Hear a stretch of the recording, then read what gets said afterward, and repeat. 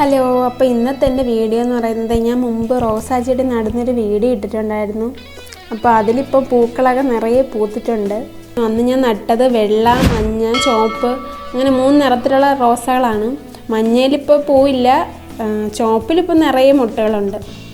പക്ഷേ ഈ വെള്ളയ്ക്ക് ഞാൻ മേടിച്ച് നട്ടത് വെള്ളയായിരുന്നു. അതിൽ 2-3 തവണയൊക്കെ വെള്ള തന്നെയാണ് പൂത്തത്. പക്ഷേ ഇപ്പോൾ അതിനകത്ത് ചെറിയൊരു റെഡ് കളറും കൂടെ വരുന്നുണ്ട് റോസയുടെ പൂവിന്. എന്തുകൊണ്ടാണെന്ന് അറിയാൻ വയ്യ. ആ വൈറ്റ് പൂവിലൊരു റോസ് ആയിട്ടാണ് ഇപ്പം വരുന്നത്. ഇനി ഈ ചെടികൾ അടുത്ത് നിന്നിട്ട് പരാഗണം സംഭവിച്ചതാണോ എന്നറിയില്ല. എല്ലാവരും പറയാറുണ്ട് ഈ ബട്ടർ റോസ് നമ്മൾ വീട്ടിൽ മേടിച്ചുകൊണ്ട് നട്ടാൽ അങ്ങനെ പെട്ടെന്ന് ഉണങ്ങിപ്പോവും, പിന്നെ പൂ പൂക്കത്തില്ല. പക്ഷേ എൻ്റെ നന്നായിട്ട് തന്നെ ഇപ്പം പൂവൊക്കെ പിടിച്ച് നിൽപ്പുണ്ട്.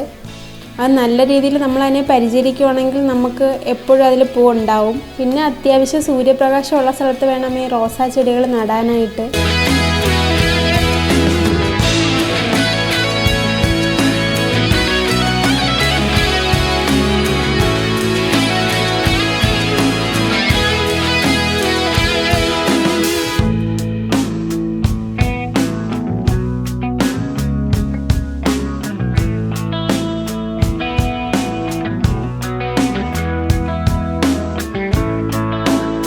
അതിൽ കണ്ടില്ലേ നിറയെ മുട്ടകളുണ്ട്.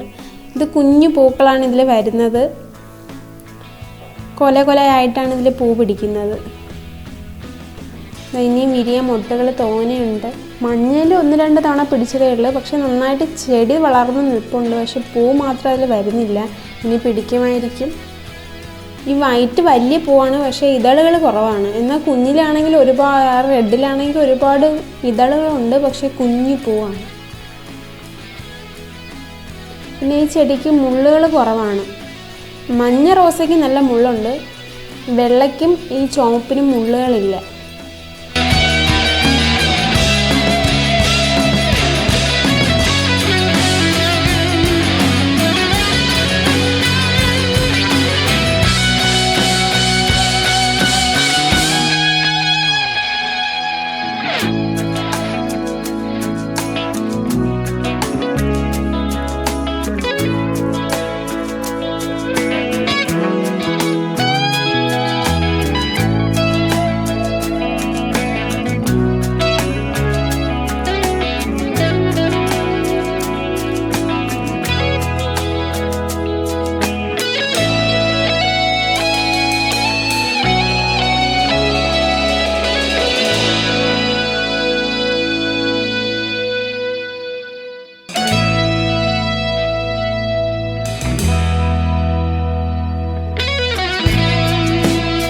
അപ്പോൾ ഇന്നത്തെ എൻ്റെ വീഡിയോ ഇത്രയേ ഉള്ളൂ.